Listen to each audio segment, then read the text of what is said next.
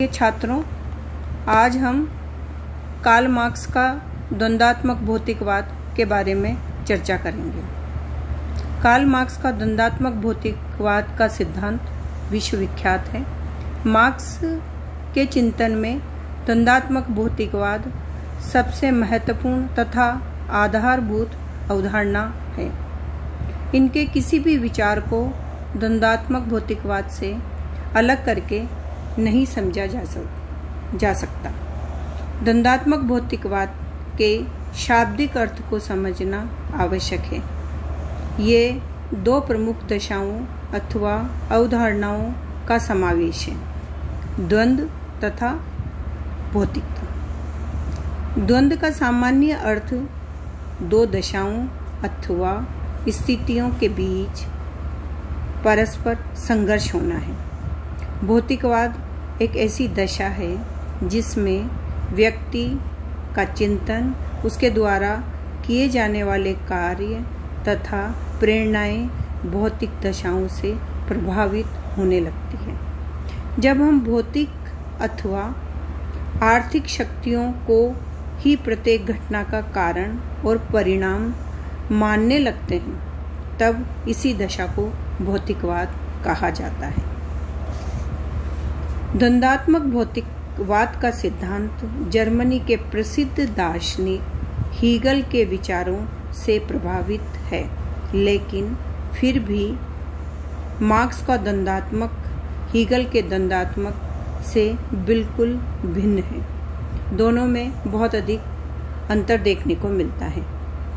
हमें मार्क्स के द्वंद्ववाद को समझने के साथ साथ हीगल के द्वंद्वात्मक को समझना भी अति आवश्यक है, बहुत ज़रूरी है, ताकि हम इसको आसानी से समझ सकें। हीगल का द्वंद्ववाद जर्मनी के प्रमुख दार्शनिक के रूप में आप प्रसिद्ध हैं। इन्होंने प्राकृतिक घटनाओं को समझने के लिए विचारों के विकास को सबसे अधिक महत्व दिया तथा विचारों के विकास को द्वंद्वात्मक पद्धति के आधार पर स्पष्ट किया है। हीगल द्वंद्व को अधिक महत्व देते हैं। हीगल ने यह बताया कि प्राकृतिक घटनाओं में भी निरंतर परिवर्तन देखने को मिलता है, जिन्हें द्वंद्वात्मक पद्धति द्वारा समझा जा सकता है।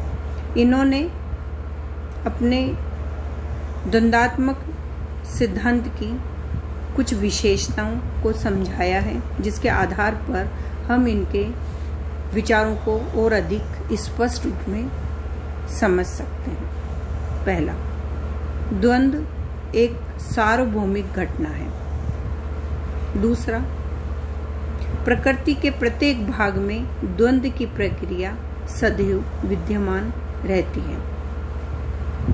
तीसरा है, द्वंद्व की प्रक्रिया को वाद, प्रतिवाद तथा संवाद के रूप में देखा जा सकता है। प्राकृतिक घटनाओं के समान समाज का विकास भी विचारों के द्वंद्व का ही परिणाम है। वैचारिक द्वंद्व समाज में धीरे धीरे परिमाणात्मक परिवर्तन पैदा करते हैं, ऐसा इनके विचारों के आधार पर मानना है। हीगल का ये मानना है कि जड़ पदार्थों में होने वाला जो परिवर्तन है वह बाह्य दशाओं के कारण होता है। हीगल और अधिक स्पष्ट करते हुए बताते हैं कि विश्व के सभी जड़ और चेतन पदार्थों में सदैव कुछ अंतर्विरोध पाया जाता है।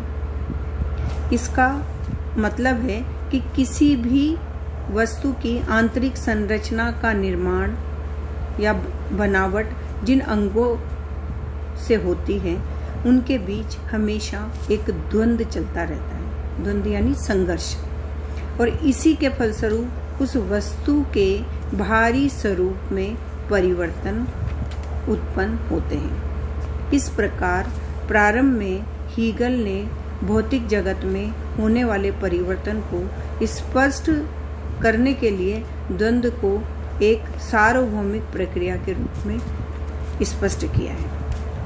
हीगल का चिंतन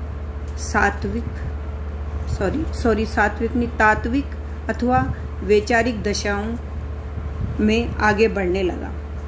हीगल ने पदार्थों की तुलना में विचारों को अधिक महत्व देना प्रारंभ कर दिया। हीगल ने विश्व की समस्त घटनाओं को विकास की एक निश्चित प्रक्रिया के रूप में स्पष्ट किया है।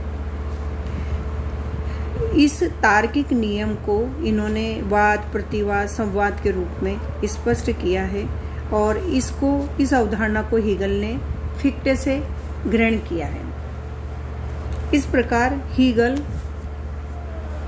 ये बताने का प्रयास करते हैं कि वास्तविक जगत का निर्माण जो है वह विचारों के माध्यम से है या विचारों का ही परिणाम है। मानव जाति का विकास विचारों के द्वारा हुआ है।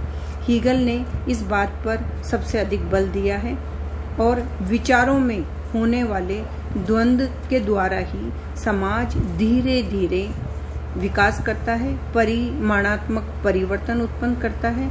इस प्रकार हीगल ने विश्व को तर्क से स्पष्ट करते हुए तर्क के आधार पर यह समझाने का प्रयास किया है कि स्वयं अपनी चेतना के द्वारा ही हम आगे बढ़ सकते हैं और चेतना को इन्होंने सर्वोपरि कारक माना है। इनका ये मानना है कि सभ्यता के प्रत्येक चरण में वाद, प्रतिवाद और संवाद होता है। वाद और प्रतिवाद के द्वंद्व से ही एक नई दशा या एक नए जो है विचार का जन्म होता है। इस प्रकार विचारों में होने वाली द्वंद्वात्मकता के आधार पर इन्होंने समाज के विकास को समझाया है और समाज के विकास की बात कही है। इस प्रकार हम ये स्पष्ट कर सकते हैं कि मार्क्स का द्वंद्वात्मक भौतिकवाद का सिद्धांत हीगल से प्रभावित है, परंतु उन्होंने उसकी जो आधारभूत तत्व हैं उसमें परिवर्तन किया है।